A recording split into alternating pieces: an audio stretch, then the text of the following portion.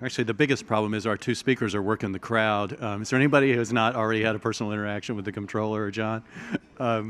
This is what happens when you invite people to a banking conference.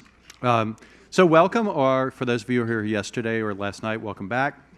As you probably know, the plan from last night is, after a review of Middle East history and politics, banking looks relatively benign and simple by comparison. So now we will launch a day of regulation as well as payments, and I'm glad to see so many folks here. Certainly the number and complexity of issues is not diminishing, so there's tons to talk about, so that'll be a real pleasure. Today we thought we would do this a little differently with our keynote speaker, which I think technically is Comptroller Otting, although we have a co-keynoter. Look at these guys. So we will have them have a conversation instead of have me asking them a series of dry regulatory questions. The hope is that will be both more revealing and more entertaining, and knowing the personalities involved, I have little doubt of that. I will actually let them more or less introduce themselves, or at least what they're currently up to, but just a quick introduction of both of them. I discovered this morning that John Hope Bryant and I have the same birthday, which is kind of cool. Also, Babe Ruth and Ronald Reagan. It's quite a group. As most of you know, it was also this morning, I just realized I'm so stupid that it's called Hope now because it's John Hope Bryant. Somehow I'd missed that. But in any event, he has been an entrepreneur since opening a candy shop at the age of 10, but now is best known for Operation Hope and Hope Inside, which is a financial literacy and counseling organization that is inside many of our banks, including just at the head table, Regions, SunTrust, BB&T, but also Wells, Chase, and I believe, no coincidence, One West at one point. And through that organization and service, he provides extraordinary service to low and moderate income people who need to do better in this area. Comptroller Otting, who it's been a pleasure to get to know, is, I think, in essence, I think he would describe himself as a commercial banker, originally Bank of America, but then Union Bank, a lot of time at U.S. Bank, of course, then most notably going on to be CEO of One West for 5 years, I believe. He brings sort of a practicality and knowledge to Washington that I think is in short supply and is dearly welcomed. I think of sort of the four things he brings is probably the most important four I could think of in terms of an agency head: management experience, clear goals, a strong sense of self, and probably most importantly, a sense of humor, which is very much required in Washington these days. So it's been a pleasure getting to know him as well as John more recently, I think. And this actually is really the product of my having met with them on successive days and each of them praising the other to the skies. So then I thought these are two great things that might go great together.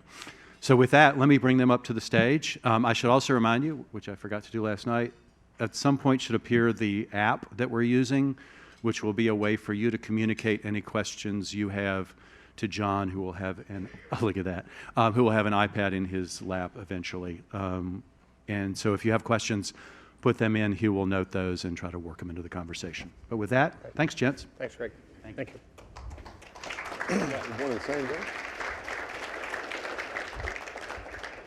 Morning, everybody.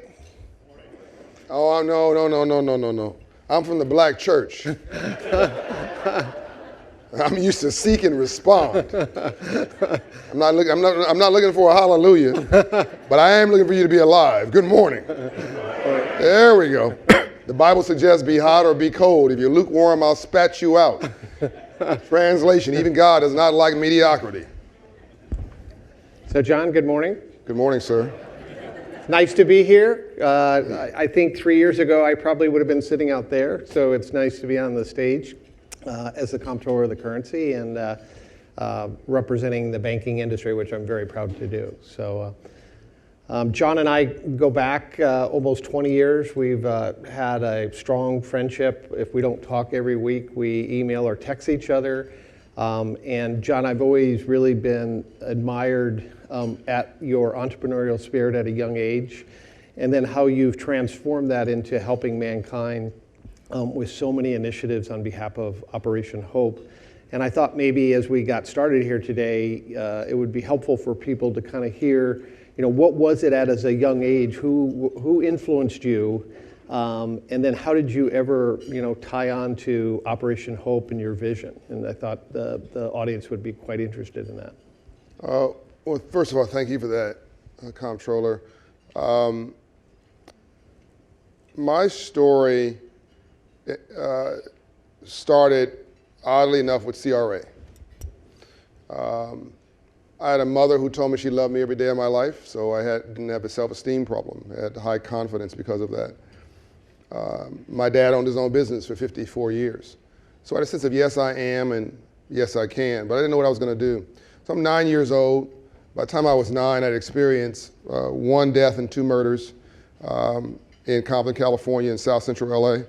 And I'm now 9 years old, trying to figure out my trajectory forward and looking around my neighborhood for role models, Comptroller. And I go in this home economics classroom, which was required at that time, doesn't exist anymore. And this Caucasian banker shows up in my classroom. It's 1977, the first year of CRA. And he was forced to be there by you. He didn't want to be there. Figuratively. Yeah. He didn't want to be there. It was obvious that this was a chore for him. But he worked for Bank of America, by the way. He had a red tie, a white shirt, and a blue suit. I remember him, 6'2", as if yesterday. After a couple sessions, he realized we reminded him of his children. And he reminded us of our father figures. And most African Americans in my neighborhood had a negative experience with Caucasians. They would their first experience was a police officer jamming them against a patrol car. My experiences were a Caucasian teacher, a Caucasian principal who bought everything I sold in mail order at that time, whether she liked it or not, and this banker. And this banker was teaching financial literacy. And the second session, which is where I felt a little comfortable talking to him, I raised my hand and I said, "Excuse me, sir." I was telling Jim, actually, where Jim is, telling him this story last night. "Excuse me, sir, what do you do for a living? And how do you get rich legally?" I was dead serious. I mean, it's funny, but it's serious, and it's funny, but it's serious.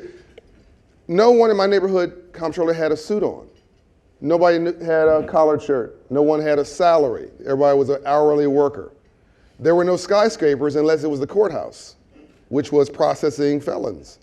There were no business owners. There was no business culture that I knew of. So it was like this guy was a Martian. He had a beautiful car in the parking lot. It wasn't stolen. No one was chasing him. He wasn't chasing anybody. He was smooth. He was clean. I said, "What do you do for a living? How'd you get rich legally?" He said, "Young man, I'm a banker, and I finance entrepreneurs." I said, "Sir, I don't know what an entrepreneur is, but if it's legal and you're financing them, I'm going to be one." And I went home and I literally opened up, back then it was a dictionary. We'd have a smartphone today. And I looked under the word entrepreneur, French word, to create something out of nothing, to create value. And I said, that's what I want to do. And for what purpose? To help to revitalize my community. What's that called? And I discovered this word, philanthropist. Those are 2 words that no one ever taught me growing up. But that banker kicked the endorphins on the right side of my brain and opened up a whole new way of thinking. I only regret that I didn't track that guy so I could say thank you to him today, because I'm an entrepreneur today because of that experience. And I went home, saw my neighborhood through a different lens, and there was a guy named Mr. Mack who owned a liquor store. And I went there and, "Sir, you're selling the wrong kind of candy." He said, "Go away, little boy, I've got a college degree." I said, "That's nice, I've got cavities." And he wouldn't pay me any attention. He said, "Well, look, you've got good gift for gab. I'll hire you as a salesman. Go work right there at the counter." I said, "I want to work there." He said, "It's the best job I've got. I don't want to work there. I want to work in the box boy." He said, "That's the worst job I've got. That's the one I want." To make a long story short, I worked there for 3 weeks and quit, because all I was trying to do was figure out wholesale, retail, what the wholesale rate was, what the markup rate, where he was getting his product. And I made $300 a week, starting my own little candy house, which was on the way to school, and put him out of business. And I made $300 a week out of a $40 investment. So I was off and running.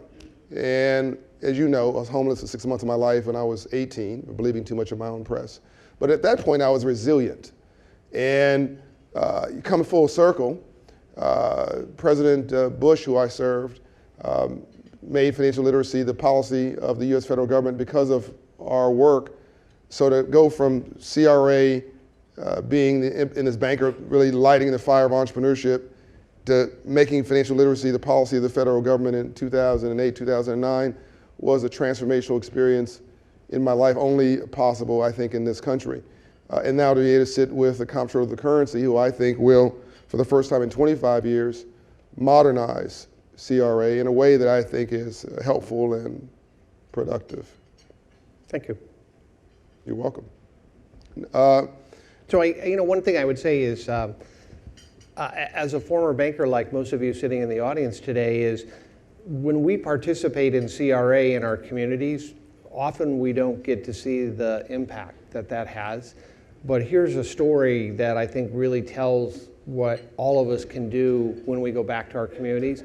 And that little bit of element of somebody going out and talking to people about the world, the impact that that has. And I would tell another story. This summer at the OCC, for those of you who are OCC banks in the audience, thank you for your contribution to us every year to be able to run the agency. But we took a very small portion of that this summer, and we went to the hardest hit schools, high schools in Washington, D.C., and we took 80 graduating juniors going to be seniors and brought them into the OCC for the summer. And we changed the lives of those kids because we told the counselors, we don't want the smartest kids, we don't want the best athletes, we want the kids that are, C students because we want to change their trajectory of life. And we really feel we changed the lives of 80 kids, and it was John who came to me when I was saying, John, what could we do as an agency to really move forward certain people in communities that don't have the choice? And at the end of the year, John and another friend of mine, Mark Wicklock, who runs the Reed Temple Church in Maryland, came to the graduation. But the story that we got from a number of the kids about, I never thought I would be able to come into a building like this. When I show up at most places, people won't give me a chance. I don't get the resources that other kids get.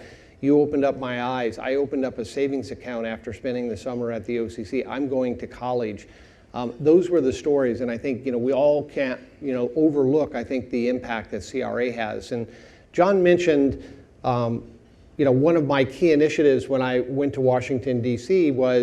is we can make CRA better than what it is today. I really believe that. It had really valiant goals in 1977. The last time this has been modernized was really 25 years ago. It was before interstate banking, it was before mobile banking, it was before all the things that we have going on.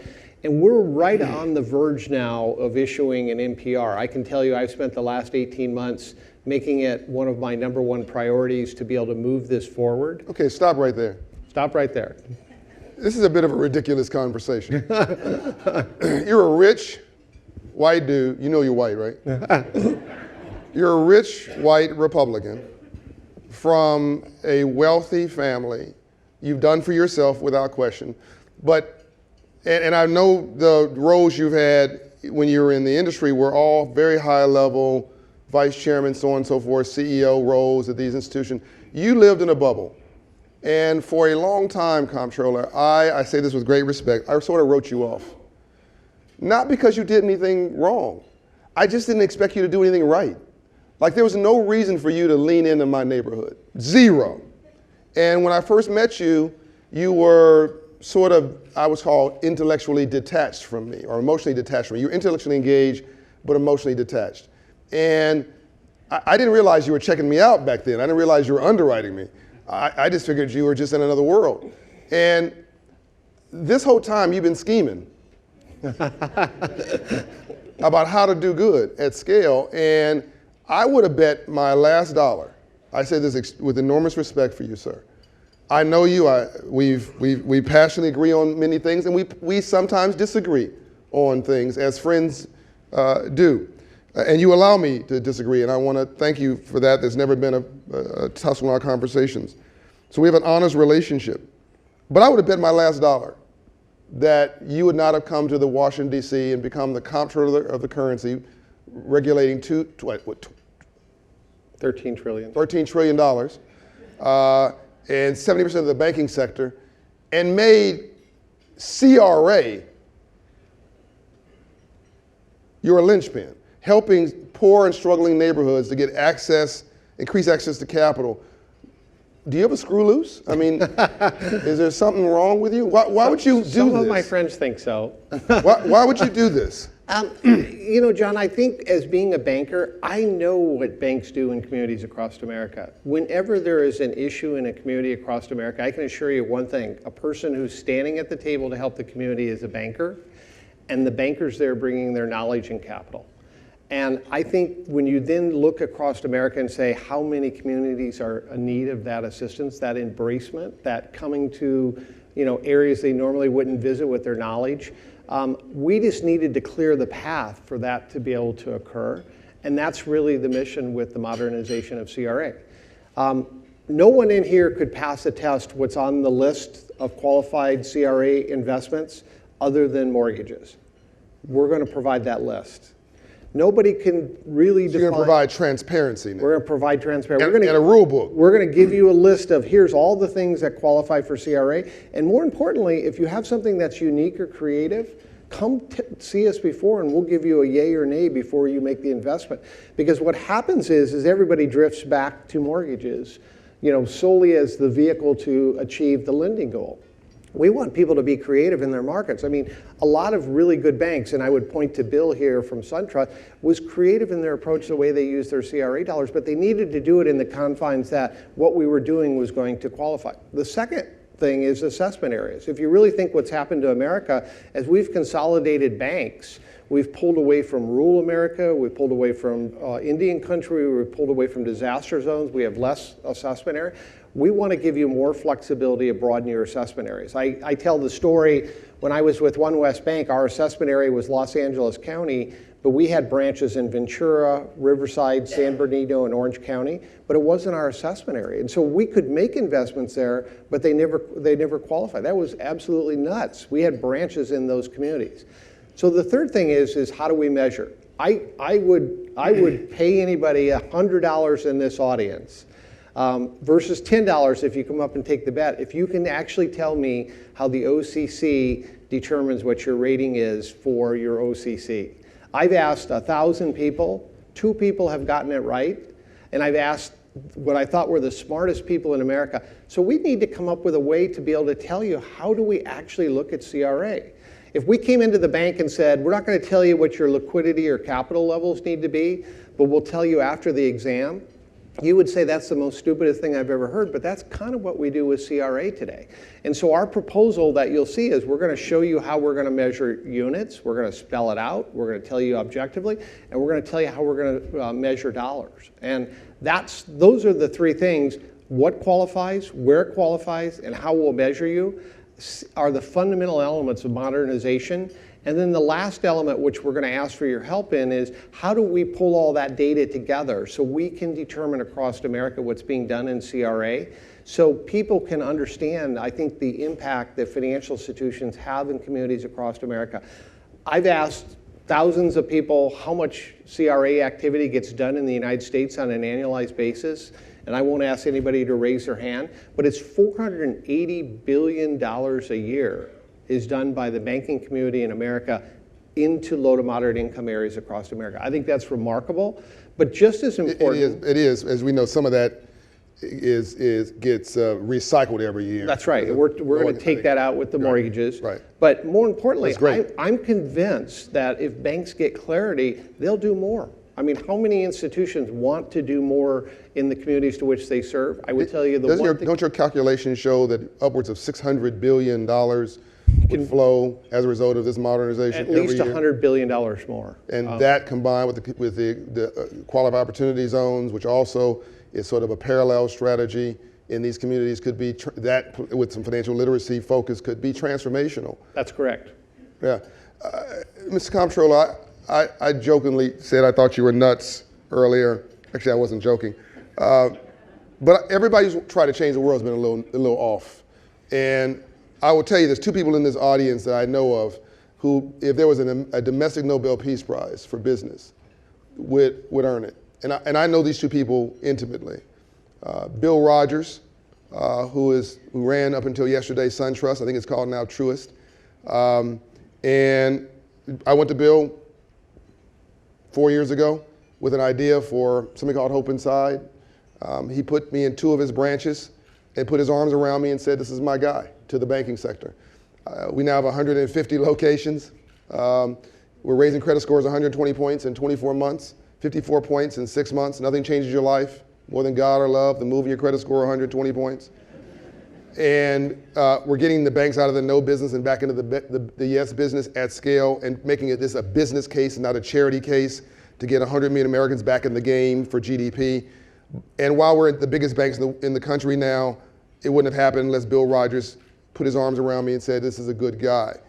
And the other guy that I would give the domestic Nobel Peace Prize to is you.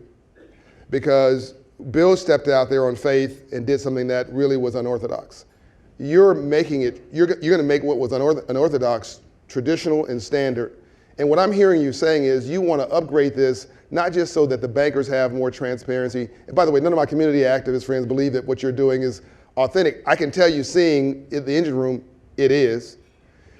You're trying to make this a business case. You're trying to make these minority neighborhoods a future business development center where you generate, basically, rehabilitate and create new customers for banks by rehabilitating them financially, getting their credit score up, getting them prepared, and counting things that allow them to not just feel good, but do good. Absolutely. And for that alone, you do that alone, and you've changed America. And there was a comptroller that once won the Nobel Peace Prize. I don't know if you know that. He renegotiated war bonds. And I think if there was another chance to win a Nobel Peace Prize, you should get it. It's really quite commendable, and no good deed shall go unpunished. You've been getting beat up by everybody for doing this. But I tell you, $450 billion to $600 billion every year, you go off and do something else, whatever you're going to do in your career after being comptroller, this will be how you get into heaven. Can we please give him some appreciation? Thank you. Yeah, you know, the one thing that I think is a myth is that CRA is bad business or there's high losses. That's right. And it's a total myth. I mean, if you really narrow it down and look at CRA and what banks do across America, it's a very profitable, very enriching, huge tentacles into other opportunities for financial institutions in America. It is a legitimate segment of the business market for a financial institution. And to me, it's one of the best kept secrets. I think the banks that do it well, that they can capitalize on this is not only it's a good business, but it promotes their brand and their image in the communities to which they operate. Well, look at what, Jamie Dimon, who has been helpful, Jamie Dimon and JP Morgan Chase has turned this so-called negative into a positive. That's right. He's turned it into a market leader that introduces him to new communities. He's making bets on urban America all across this country, and it's good for his brand, it's good for his business. That's right. He's put on the white hat. Right. SunTrust has got something called On Up that they're doing that it was a takeoff of financial literacy. I think Regions CEO was here, and they've done some innovative things. A lot of their branches are in rural communities, and actually, interestingly enough, they made a commitment to 100 Hope Inside locations. They made a commitment to 200. That's not community service. You don't do 200 locations when you want to do good. You're saying that's part of my business plan to make myself more competitive than my bank down the street who is less competitive. So and I think a good point to that, and I just interject, is we as bankers have a bad reputation of we have our box, you either fit that box from an underwriting perspective or you don't, and that's totally fine.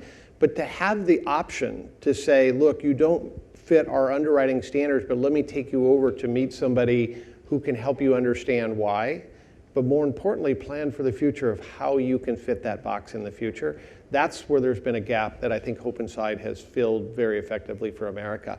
And the excitement of so many people who work for months to get their credit score up and to understand their DTI and what it takes to save so they can either buy a home or a car or whatever they're looking for and get back into the mainstream, I think that's a responsibility to us all as bankers, is to help those people get back into mainstream banking.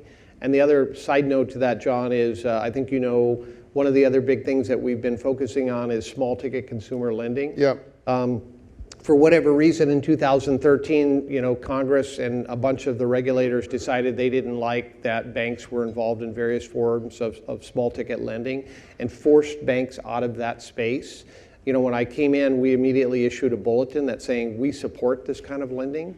Now, it doesn't mean we're going to get 100% of people back in the banks that don't qualify, but there's a stair step back into the banking industry through small ticket lending that I think instead of having check cashers and payday lenders and pawn shops, and I'm not criticizing those people because they're capitalizing on a business I am, don't worry about it. a business opportunity, but let's say 40% of those people could come back into the banking industry and make it a legitimate product. That's the direction we want to head with that product. And I think that'll make a big difference as well.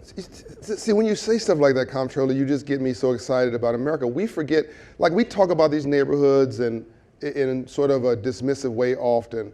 We don't realize that NASCAR came from moonshine running in the Appalachian Mountains. That's literally true.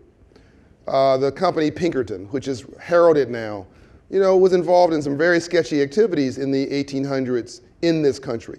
Most big businesses were once small businesses.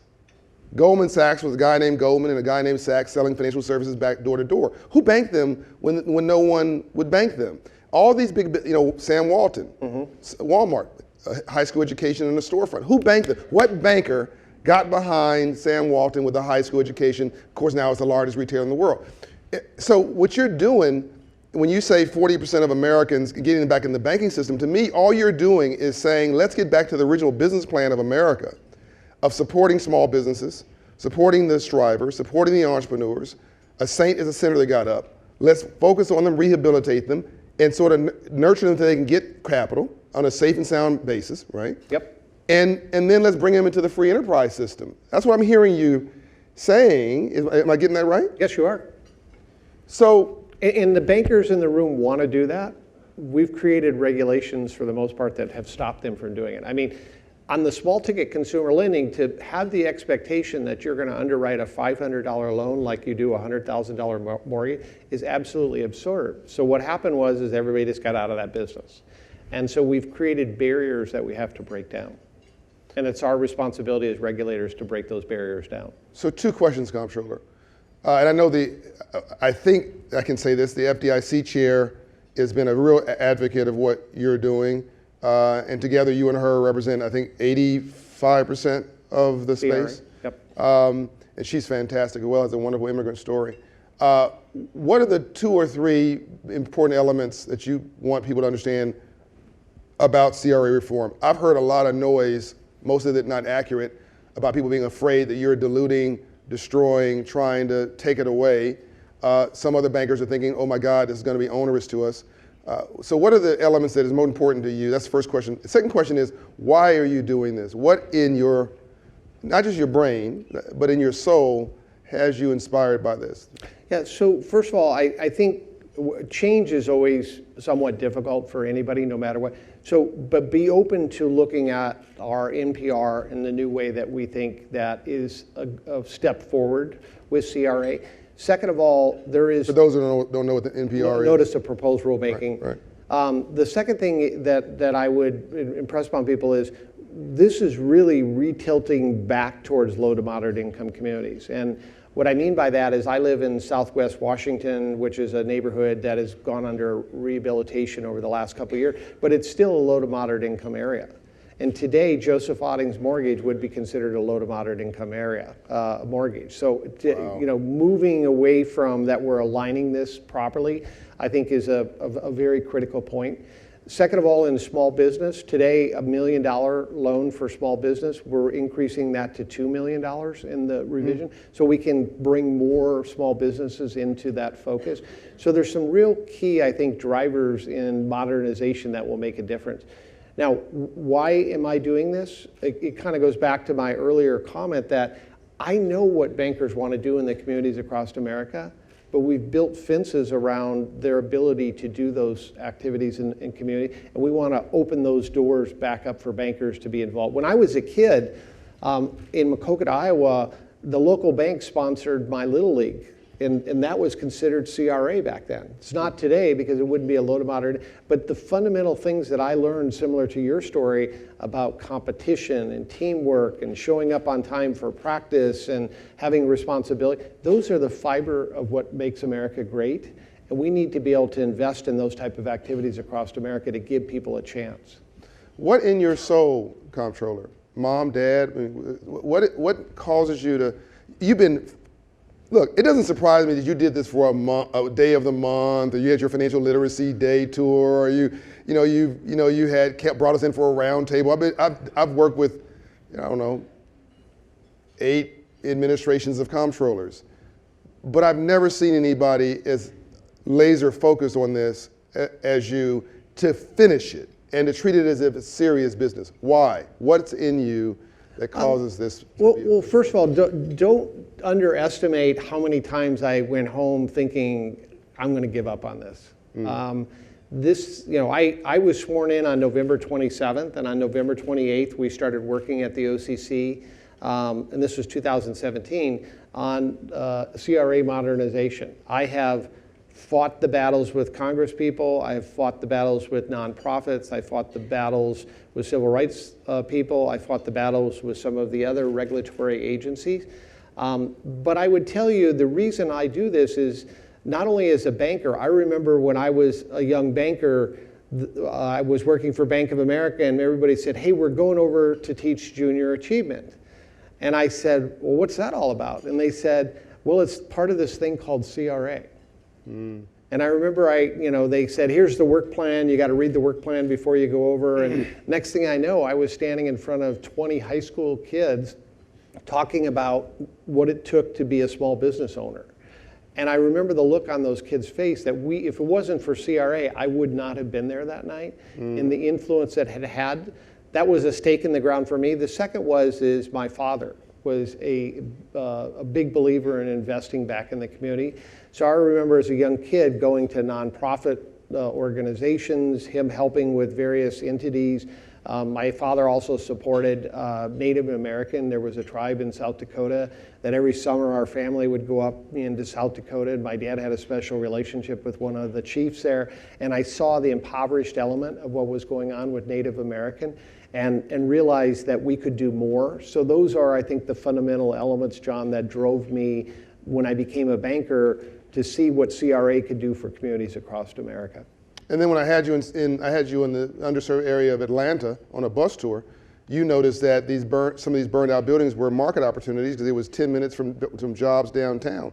So you also, the left side of your brain, the heart's in place, but the left side of your brain, the analytical side, also sees the business case. It's just clean math. Yep. There's no competition in this space. That's right.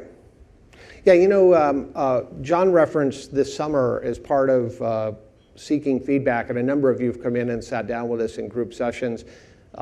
We first produced the kind of a notice of proposed rulemaking in late 2018. We brought groups in to talk about our methodology, and we've kind of continued to tweak it. But we also, earlier this year, we went to 5 different communities across America, and we had bus tours with community groups, bankers, nonprofits, civil rights organizations, and politicians. And we went into the inner cities of these communities, and they were communities like Washington, D.C., and Los Angeles and Atlanta. And it's funny, as a banker, 5 or 7 years ago, when you would make tours like this, you would walk away and you would hear 3 things. We need jobs, we need funding for small business, and we need housing. And I would tell you on the tours that we went on this last summer, it was clear it's now housing is number 1, housing is number 2, and housing is number 3. I mean, the dire need across America. And Atlanta's a good example. There's an incredible new development occurring down by the football stadium, a $3 billion investment. The Gulch. Yeah. Now, I couldn't hit my driver to these homes, but I could get pretty close. Within a really short distance, there are still boarded up homes in downtown Atlanta that couldn't be rehabilitated. A number of $30,000. Yeah, $30,000 for a 12 or 1,300 square foot, 2-bedroom, 1.5-bath home. Yep. With another $10,000 or $20,000 could really make it nice. But those homes are not being capitalized on because of the lack of liquidity. And when you talk to the nonprofits in that market, they were saying we're starving for dollars to be able to buy these homes and fix them up, and then they turn them around to people with certain income levels. But those are the things that I think we really have an opportunity across America to change the focus, because the data is all there. If somebody owns the home and it's a reasonable price, in relationship to their DTI, what it does to their family, the culture, all the things that go along with it. And I think those are things that we can do collectively together. So, ladies and gentlemen, in about 5 minutes, we're going to take questions. So please prepare questions you have for the comptroller. I will tell you, this is transformational. This is a moment in history, but history does not feel historic when you're sitting in it. It just feels like another day. It takes 20 years to look back at a moment and say this was a moment in history. 1865, you had another OCC bank, the Freedmen's Bank, Abraham Lincoln. Mm-hmm. You guys don't think change is possible. Abraham Lincoln created a bank called the Freedmen's Bank after the Civil War, chartered to teach freed slaves about money. Unfortunately, he was killed the next month. And that was an OCC bank, and you closed it in 1874, or the OCC did. And in some ways, I see, and when I walk in your office, I see a statement of diversity of all the women of all races who are leadership in the OCC, and then I saw a charter for the Freedmen's Bank on your wall. So you get it, and obviously, again, I think it's important that you did this, not a liberal, Democrat, whatever, because people will write that person off and say they don't understand business. Rightly or wrongly, I think they'd get written off. You're a conservative Republican businessman who's made it like everybody in this room, but yet you think you can do well and do good too. That's a role model for the future. And it's also, to me, an upgrade on capitalism as we know it. So I want to commend you, Thank you. Without reservations for what you're doing. This will go on for generations yet untold. Quick couple questions. The new CRA reform, without getting specific. First of all, the thing you did with internships with young people, paying them $20 an hour, I want that job.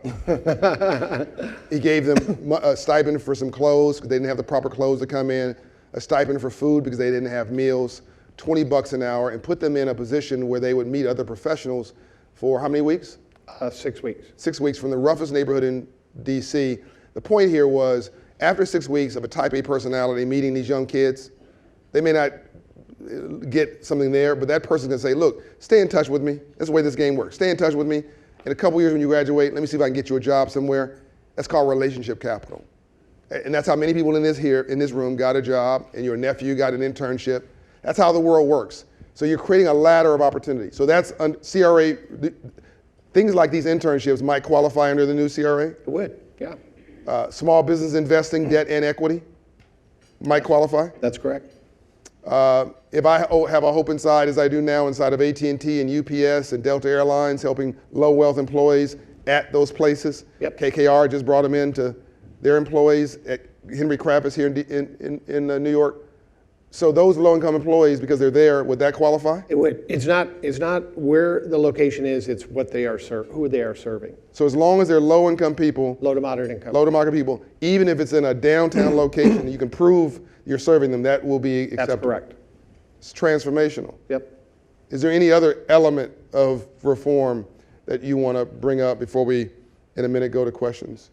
The last thing I would say about this, because I may not get a chance to be in front of all of you between now and the end of the comment period, is give us your fair and honest feedback. As John said, this lid hasn't been open for 25 years. If you think about Dodd-Frank, when a number of us regulators got to town, we hadn't kind of opened that box for 10 years, and now we've opened it up. And if you really think of all the things that we've been able to do, both under the Economic Act and some of the capital issues, and that kind of got put into the Dodd-Frank lockbox, so to speak, and then we were able to kind of open that up and make adjustments. If you think about in 10 years, we made adjustments that everybody probably felt 2 years in we should have done. Think about 25 years this has sat on the shelf because nobody has wanted to open the box. And so look at what we're proposing and give us your feedback. That's what I would say. Come see us if you want to talk about it. If you don't understand it, pick up the phone and give us a call and let us explain at least what we're trying to do. But this is really something that it's going to take industry, it's going to take nonprofits, it's going to take civil rights organizations and politicians to be able to move this to the finish line. And a lot of people will say to me, well, it doesn't fix that credit unions are not subject to CRA. Well, that's not in the statute, so we can't fix that. And so you'd have to go and get a legislative fix to that. I can almost assure you that's not going to happen. So let's focus on the things that we can fix and the things that we can make it better collectively together. We have some questions we're going to get to here in about 2 minutes on our schedule. So if you have any questions, please load them up, send them to me. Two things hit me I wanted to speak on. One is people know, well, I'll do these quickly, but 3 things. One, what's the best thing about Washington, D.C. and that surprised you? And what's the worst thing about Washington that frustrated you? Go. And don't spend 20 minutes on this. We could use it. So the first thing I will tell you about Washington, D.C. that I, as a banker, had no appreciation for is the rule writing process. And then also, once you interject rule writing that requires multiple agencies to be involved in it, it's like bringing the United Nations together on so many topics, and the back and forth on wordsmithing and concept. Usually a rule will take probably a year to get through the process. When left to my own druthers, we could do, it'd be like you creating a new policy in your bank. You probably could get that done in 90 days. A year is probably expedited. If you think of the Economic Act, we had already, the law was in place. We just needed to write the rules. We just basically finished those rules, but it's been about 18 months to get that process. So I would say the rule writing process is enormous and complicated and difficult, and don't ever underestimate that. The best part about being in DC is, as being an American and being able to be around that city and see, the Capitol and the White House and the Washington Monument and the Jefferson Monument, and being able to go and visit those locations. And for me, every time I get a walk up to the White House for a meeting or something going on, it gives me goose pimples to realize, this is the greatest country in the world. We are the most giving and capitalistic society in America, and we can't ever forget, I think, the principles that we were founded upon. And while there's noise around all that stuff today, we have to stay with the mainstream of what made America great. Very good. And thank you for your service, by the way, because no good deed shall go unpunished. I will tell you, not only have you worked structurally to be helpful, you've also worked informally to be helpful. So I've served 3 U.S. presidents from both parties. I've got some challenges with parts of this administration, as you well know. We've talked about that. And I was ready to write some of this off. And you encouraged me to go see your friend, Secretary of the Treasury, Mnuchin. And unfortunately for him, you put me next to him at a luncheon. And by the end of that luncheon, he asked me to speak, which was not on the program. And I talked about the Freedmen's Bank. And then we got the Deputy Secretary involved because of you. Make a long story short, because of this man, and he would never say it. Not only did we, 3 years ago, rename the Treasury Annex building the Freedmen's Bank building in honor of these former slaves. So if you go on your phone now, and by the way, Bill Rogers swore I would never get this done. I think he actually bet me. If you go on your phone now, you'll see that the U.S. Treasury Annex building is now the Freedmen's Bank building, which we renamed. But I assumed that this administration would sort of walk past it. And I was wrong. Because of you, and because of Mnuchin and his deputy, Justin Muzinich, they have now doubled down. They have now authorized a Freedmen's Bank Forum that will happen on the anniversary of the Freedmen's Bank, which is March 3rd of 2020. They will do it every year. The Secretary of the Treasury will now pronounce March 3rd every year Freedmen's Bank Day in America. They're going to do a forum to bring all the leaders in this country together, CRA reform, EITC, SBA, HUD, opportunity zones, all these mechanisms to build up a new America will come together under this Freedmen's Bank Forum, and the Secretary of the Treasury will personally do a video, put it on their website, and promote this as an anniversary for free enterprise and capitalism for the least of these God's children every March until the end of time as a new norm. It's like Martin Luther King's Day for economics, basically. But that happened not just because I went and had a great meeting with the secretary or because it's the right thing to do. It happened because behind the scenes, this guy was pulling strings to get me in the right places to make sure this message was told. I want to make sure he gets credit for that. one quick story about CRA and then questions. And the first question is going to be about the rule itself. So this kid named Derek came into a classroom of ours in Detroit.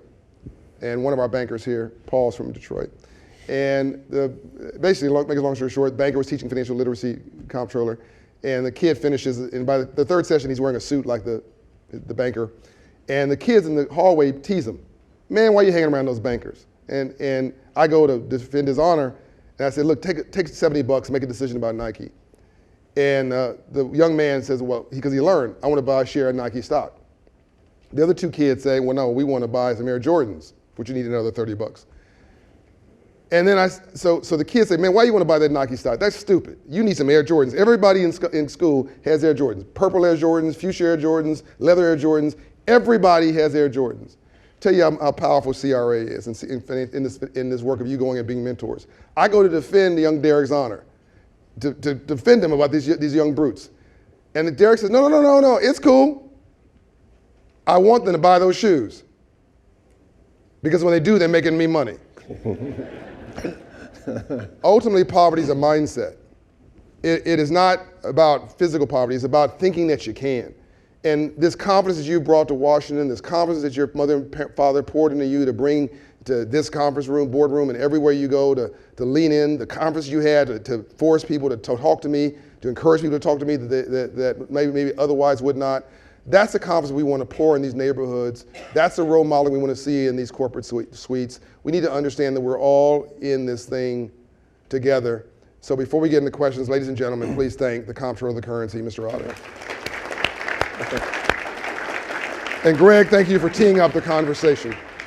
My birthday brother.